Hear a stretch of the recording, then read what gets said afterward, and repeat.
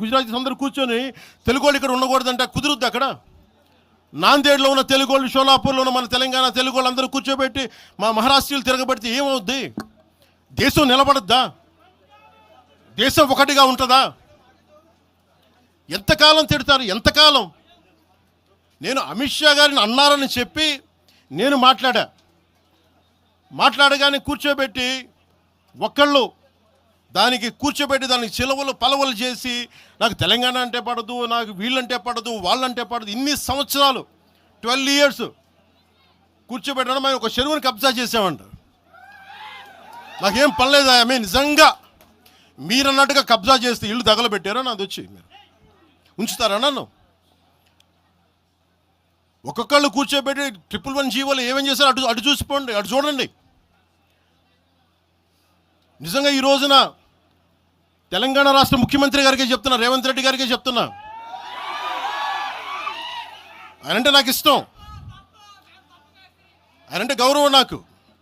కానీ వారికే నేను చెప్తా ఉన్నా, తెలంగాణ ప్రభుత్వానికే చెప్తున్నా, పవన్ కళ్యాణ్ కనుక ఆ చెరువుని మీరు ఒక చెరువును ఆక్యుపై చేసుకున్నాడంటే సంతోషంగా చెప్తాను, ఈ రోజున తెలంగాణ ప్రభుత్వానికి రాసి ఇచ్చేస్తున్నారు. అలాగే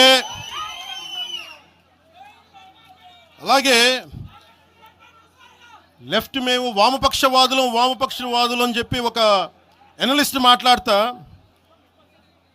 ఇది ఎలా ఉంటుందంటే ప్రపంచ కార్మికులారా ఏకం కండి అని చెప్పే వామపక్ష భావజాలం ఈ రోజున ప్రాంతీయతకు వచ్చింది. ఆ వామపక్ష భావజాలం చెప్పే వ్యక్తి అనలిస్ట్ ప్రకారం ప్రపంచ కార్మికులారా ఏకం కండి అని చెప్పే వామపక్ష భావజాలం ఈరోజు ఎక్కడికి వచ్చింది? ఆయన చెప్పిన విధానం ప్రకారం ప్రాంతీయతకు వచ్చింది.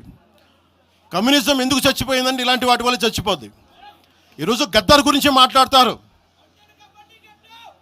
బండెనక బండి కట్టి 16 బండ్లు కట్టి ఏ బండిలో పోతాం నైజాం సర్కార్ ఓడా అంటే అది ఈరోజు మాకు వచ్చిన ప్రేమ కాదు. మాకు అది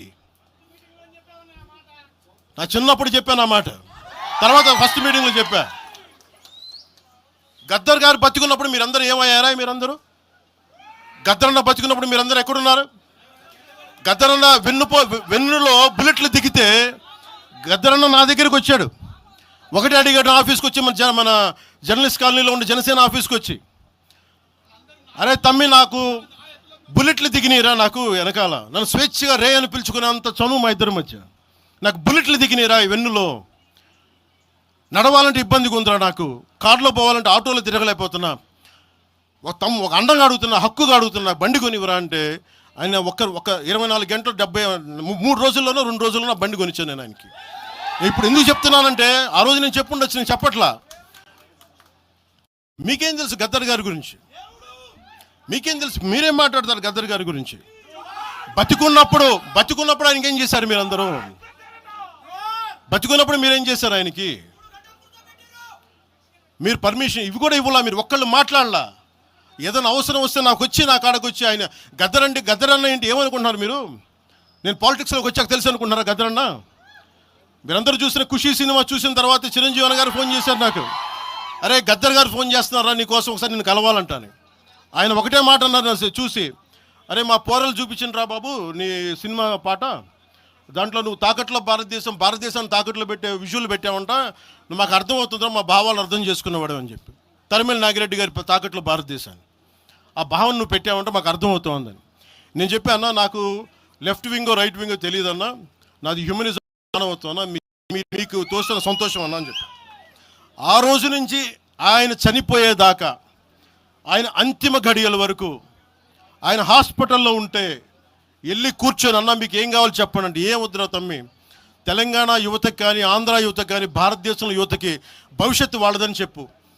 ఆయన నాకు రాసిస్తే, ఆయన నాకు ఒక లెటర్ రాసిస్తే నేను అది కూడా బయట పెట్టలా, ఆయనే ఒక ఆడియో ఫైల్ చేసి, నేను దాన్ని కూడా కూర్చొని చెప్పలా, ఆడియో ఫైల్ చేసి ఆయన ఒక చిన్న ఛానల్కి రిలీజ్ చేసి అది బయటకు వచ్చింది. మీరు కూర్చోబెట్టి తెలంగాణ గురించి అని మాట్లాడతారు. నేను నిజంగా ఎంత కమిట్మెంట్ లేకపోతే కొండగొట్టు ఆంజనేయుడికి నేను 30 కోట్లు టీటీడీ నుంచి ఇప్పిస్తాం. మేము ₹1 కోటి ఎందుకు మా కూర్చోబెట్టి తెలంగాణ ప్రభుత్వానికి ఇస్తాం? ఆపదలో ఉన్నప్పుడు, విపత్తుల్లో ఉన్నప్పుడు మీరు మాట్లాడి